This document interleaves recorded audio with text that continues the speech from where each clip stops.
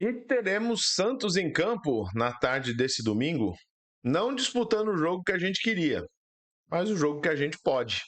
O Santos faz um amistoso hoje com o Curitiba, lá em Curitiba, como preparação para o início do Campeonato Brasileiro. O Santos que joga contra o Vasco lá no dia 30 de março, mas o Pedro Caixinha e a comissão técnica decidiram que o melhor seria colocar ali os jogadores para se movimentar e, claro, testar um pouco da evolução dos treinamentos que a gente vem tendo com essas semanas aí pós-Paulistão.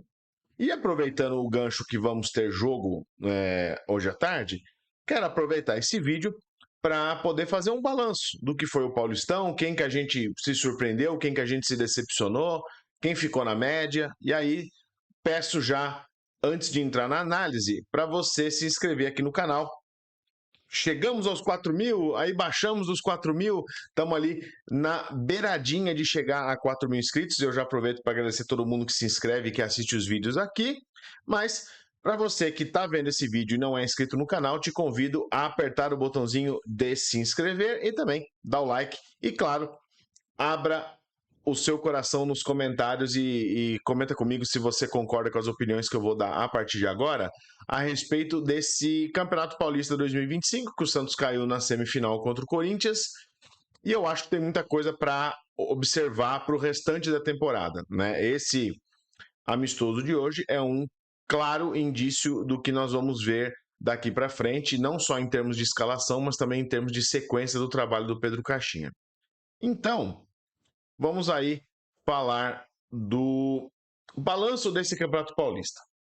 A gente começa, claro, observando o time que terminou a competição, né? O Santos mudou muito ao longo das 12 rodadas iniciais, conseguiu ali nos últimos dois jogos conseguiu construir uma base e aí foi ganhando algumas opções e foi ganhando um pouco mais de corpo. Não foi suficiente para levar o Santos para a fase final do campeonato, mas dá algumas amostras de que pode sim ter um ano legal em 2025 na Copa do Brasil e também no Brasileiro, né? Talvez sejam ali as duas competições que o Santos vá realmente ter prova do quanto que esse elenco é realmente bom ou se nós temos que de novo ir ao mercado com esse dinheiro infinito que parece que surgiu do piso da Vila Belmiro. Mas indo aí para a análise, né?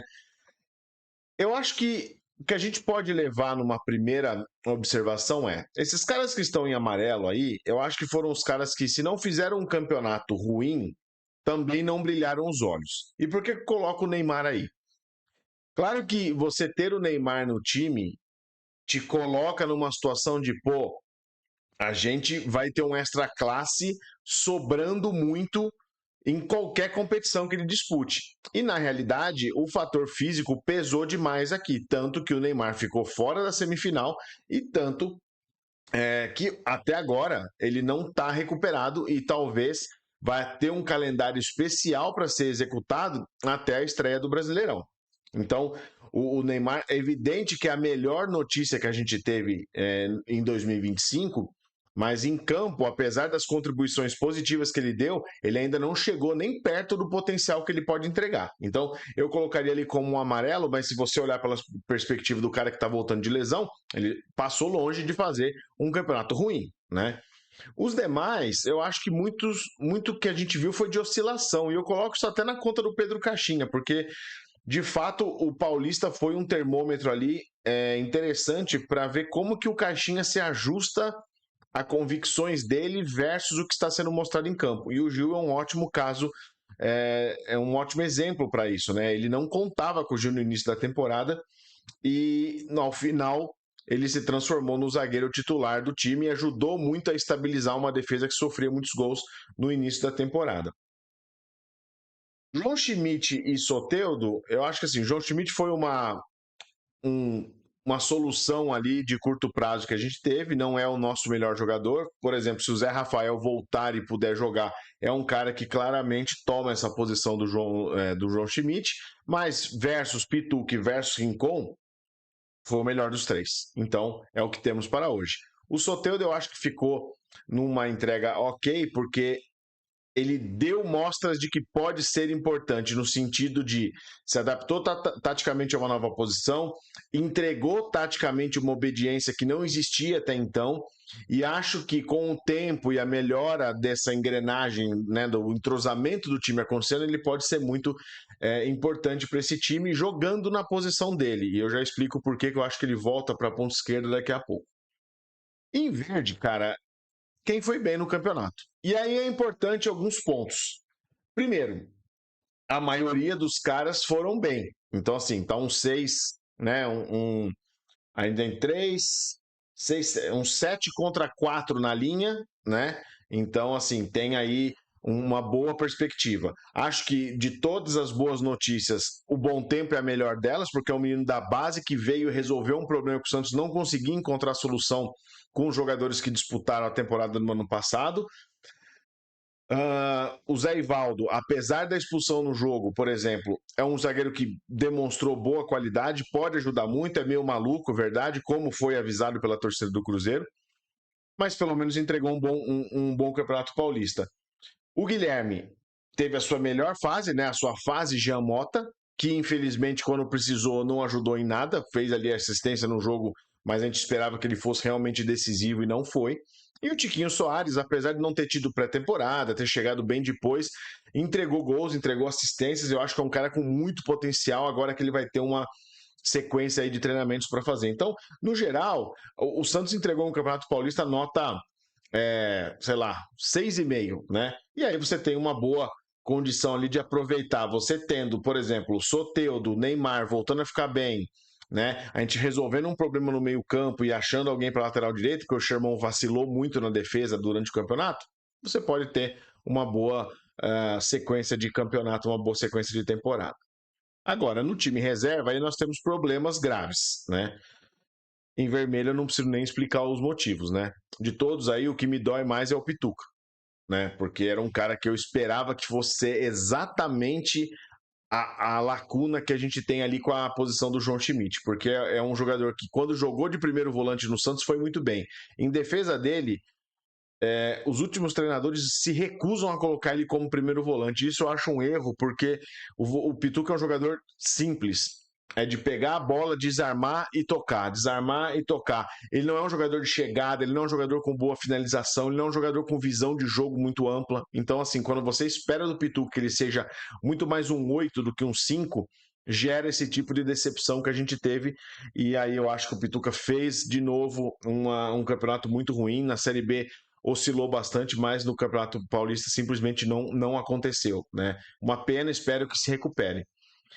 Ainda no time reserva, né? Luan Pérez pela forma física, o Vinícius Lira por ser muito novo, o Ricon que tem a idade que pesa contra ele, e o Tassiano que chega com uma pressão muito forte por conta das negociações. Eu diria que eles fizeram um campeonato razoável. Ajudaram, mas não brilharam e não mostraram que tem condição de ser do time titular. O Tassiano, principalmente, acho que tem ali uma função de falso 9 que ele faz melhor do que como meio-campo ou como ponta, que foi algumas vezes que ele foi usado, né? Quem surpreendeu positivamente, para ter uma notícia realmente boa, né, nesse momento, é que o Barrial e o Roleiser foram muito bem. Né? Nos poucos minutos que tiveram, conseguiram entregar algo que os demais não conseguiram. Então, acho que tanto o Barreal quanto o Roleiser, aos poucos, vão ganhando essa posição. O Roleiser já começa como titular, por exemplo, no amistoso de hoje. Então você já tem ali uma perspectiva de melhora, e o Barreal entrou muito bem contra o Corinthians, pode ser também uma opção. João Paulo e Gabriel Verão, muito poucos minutos. O João Paulo chegou a jogar um jogo inteiro, mas foi muito pouco acionado. É um goleiro que eu confio, que eu não vejo problema nenhum. O Gabriel Verão, achei ele um pouco fora de forma nas vezes que ele entrou.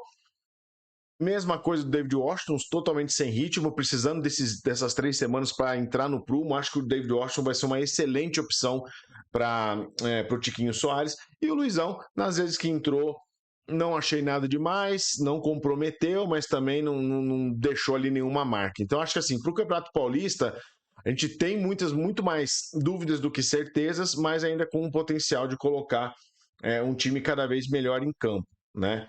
Daqui para frente, as coisas mudam um pouco, né? E por que que elas mudam? Porque o Santos fecha um ciclo dentro do Campeonato Paulista e começa a entender quais são as possibilidades reais de time titular que a gente consegue montar. Partindo desse time, né, que é a base que o Caixinha tem hoje, tem algumas mudanças que eu acho que já vão acontecer de bate-pronto. E já vão acontecer, inclusive, no amistoso de hoje. O Roleiser vai ganhar a vaga no time titular na ponta esquerda, que é a posição dele, não como camisa 10 no meio, porque essa função vai ser feita pelo Neymar. O Soteldo tem que ter uma oportunidade, uma sequência na esquerda. Tem muita gente que fala que o Soteldo não produz nada, só fica ali ciscando do lado esquerdo, mas ele centralizado até vai bem, mas entre ele e o Guilherme, eu prefiro dar uma oportunidade para o Soteldo. Eu acho que os dois, em condições, em fases iguais, eu acho que o Soteldo mais jogador que o Guilherme. O Guilherme estava numa fase muito acima por conta dos gols que fez no Campeonato Paulista. Uma vez que essa fase sai, que é o que vai acontecer provavelmente, eu vejo o Guilherme sendo alguma opção e uma boa opção de banco, tá? Acho que é um cara que pode mudar alguns jogos a favor do Santos. Nesse esquema de ter o Soteldo, o Roleiser e o Neymar, você tem ali algumas variações, então você poderia jogar até como se estivesse com 3 meias, né? Então, Soteldo, Neymar e Roleiser movimentando muito no campo de ataque, trazendo várias opções para o Tiquinho Soares e também se aproximando muito do Tiquinho. São jogadores que sabem finalizar e sabem dar muita assistência, né? Mas eu vejo que o Santos flutua a marcação, a tática dele em cima desses dois pilares aí, ou um 4-3-3 ou um 4-2-3-1.